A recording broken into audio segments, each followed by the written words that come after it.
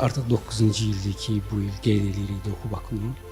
Demək, bu il 13-19 oktyabr tarixlərində həyata keçir və dünyanın müxtəlif ölkələrindən hardasa 200-dən çox film, 60-dan çox ölkədən bizə müraciət olub və biz 57 film seçmişik festivalımıza və 6 kateqoriyada bu filmlər 57 filmi deməli yarışır və bu filmlər həm xarici, həm də ki yerli seçilmiş mütəxəssislərdən, sənədli kino və digər sahələrin mütəxəssislərindən ibarət jürilər müzakirə edib qalibləri seçəcək və ayın 19-u bu qalibləri biz elan edəcəyik. Пишу в паспорте русское, а воспитание азербайджанское. Придут. Кто тут придет?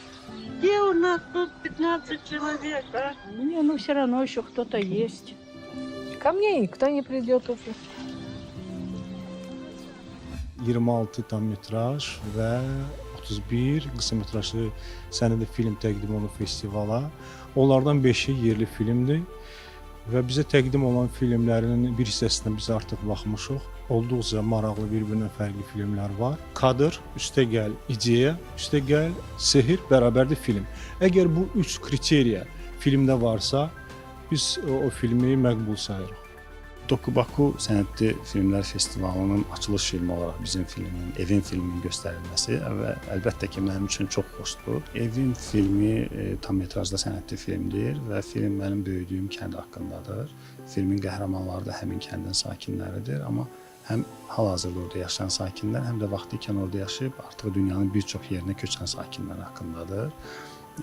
Filmin beynəlxalq premyerası Doker Sənədli Filmlər Festivalında olub. Artıq orada nümayiş olunur film. Azərbaycanda premyerasıdır.